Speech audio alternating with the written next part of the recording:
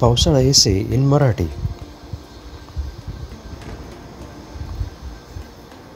निबंध मराठीमध्ये पावसाळा. भारतात ऋतुचक्रात पावसाळा हा एक सुंदर आणि मोहक ऋतू आहे. उन्हाळ्यानंतर पावसाळा जणू काय कायापालट करून जातो. आकाशात ढग दाटून येतात आणि पहिल्या थेंबांनी जमीन थंड होते. ऋतुचक्रात सर्वांना आनंददायी वाटणारा ऋतू म्हणजेच पावसाळा. उन्हाळ्याच्या कडकडाटीत उष्णतेनंतर पावसाळा आपल्याला थंडावा आणि हजेरी देतो. या क्षणी निसर्गाचे संगीत सुरू होते. पावसाचा पहिला थेंब जमिनीला स्पर्श करताच एक वेगळीच सुगंध हवेत मिसळते. झाडांची पाने हिरवीगार होऊन टवटवीत होतात. नद्या नाल्यांना पाणी येऊन त्यांना जीवनरेखा प्राप्त होते. पावसाळ्याच्या या मोहक वातावरणात सगळं जणू नव्याने जन्म घेते. पावसाळ्याची चाहूल लगेच कळते. ढगांच्या गर्जना, वाऱ्याची शीळ आणि कोवळी उन्हाची सुगंध यांनी हवामान बदलते. पहिला पाऊस पडताना जमिनीवर पडणाऱ्या थेंबांचा आवाज मनाला मोहून टाकतो. हळूहळू सगळीकडे पाऊस पडू लागतो. झाडांची पाने धुलाईसारखी झाल्यासारखी स्वच्छ दिसून येतात. पावसाळ्याचा आनंद घरात बसूनही घेता येतो. पावसाळ्याची झोड तळ्यावर पडताना ऐकणे, वारा खिडकीतून आत येऊन थंडावा निर्माण करणे हे सुख काही वेगळेच असते. पावसाळ्याच्या दिवसात गरमागरम चहा घेऊन पुस्तक वाचणे किंवा मित्रांबरोबर गप्पा मारणे या गोष्टी अत्यंत आनंददायक असतात. शेतकऱ्यांसाठी पावसाळा हा सणाचा दिवस असतो. त्यांना धरतीवर पेरणी करायची आणि चांगले पीक येण्याची आशा दिसून येते. पावसाळा चांगला झाला तर शेतात भरभराट होते. त्यामुळे पावसाळ्याचे महत्त्व अनन्यसाधारण आहे. पावसाळ्यात शेतीचे सोन्याचे दिवस असतात. शेतकरी पावसाळ्याकडे डोळे लावून असतात.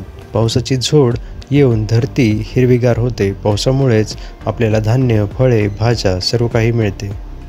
पण कधीकधी पावसाळा अतिवृष्टी घेऊन येतो. नद्या नाल्यांना पूर येऊन शेती नष्ट होते. अशा वेळी पावसाळा आपत्तीचा कहरही बनतो. म्हणूनच पावसाळा संतुलितरित्या पडणे ही गरजेचे आहे. पावसामुळे काही अडचणीही येतात. पूर, विजांचा कडकडाट, वाहतूक अडथळी यांसारख्या समस्यांना आपल्याला सामोरं जावं लागतं. पण या अडचणींपेक्षा पावसाळ्याचा आनंद आणि निसर्गाचे सौंदर्य अधिक मोहक असते. आपत्तीचा कहर हा म्हणूनच पावसाळा संतुलितरित्या पडणे गरजेचं आहे. पावसाळ्यामुळे काही अडचणीही येतात. पावसाळा हा फक्त ऋतुचक्राचा भाग नसून तो निसर्गाचे संगीत आहे. तो आपल्या मनाला आणि आत्म्याला शांतता देतो. पावसाळ्याच्या या मोहक वातावरणात आपण निसर्गाच्या सानिध्याचा अनुभव घेऊ शकतो आणि त्याचे रक्षण करण्याची शपथ घेऊ शकतो. पावसाळा हा निसर्गाचा ऋणानुबंध आहे. या हंगामात पाणी जमिनीत साठवून वर्षभर उपयोगात येते. पावसाळा हा निसर्गाचा सौंदर्य अनुभवण्याची आणि त्याचे महत्त्व समजून घेण्याची आपणास संधी देतो. आपण पावसाळ्याचे जतन करून निसर्गाच्या ऋणांची परतफेड करू शकतो. खूप दिवस पावसाची वाट बघितल्यानंतर रिमझिम पावसाला सुरुवात होते. या पावसामध्ये आम्ही खूप भिजतो व त्याची मजा वेगळीच असते.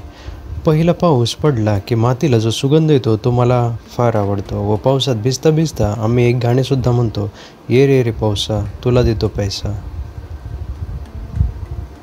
मग पाऊस पडला की सगळीकडे हिरवेगार दिसते. सर्व झाडे हिरवीगार झालेली असतात. गरमीने तापलेल्या वातावरणात गारवा पसरतो. गरमीमुळे आटलेल्या नद्या व छोटे नदी नाले पुन्हा पावसामुळे तुडुंब भरून वाहू लागतात. पाऊस कधी रिमझिम पडतो तर कधी एकदम जोराने पडतो. गरमीने संतप्त झालेला शेतकरी पावसामुळे आनंदी होतो. पाऊस सुरू झाला की मला शाळेत जायला सुद्धा खूप आवडते. कारण पाऊस सुरू झाला की मला रेनकोट घालून पावसात जाण्याची मजा वेगळीच वाटते.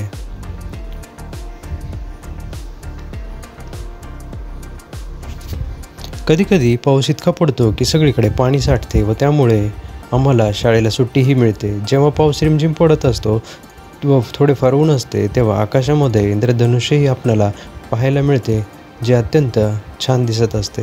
पावसाळ्यात सर्व ठिकाणी बेडूक ओरडतात आणि मोरही रानात नाचू लागतात.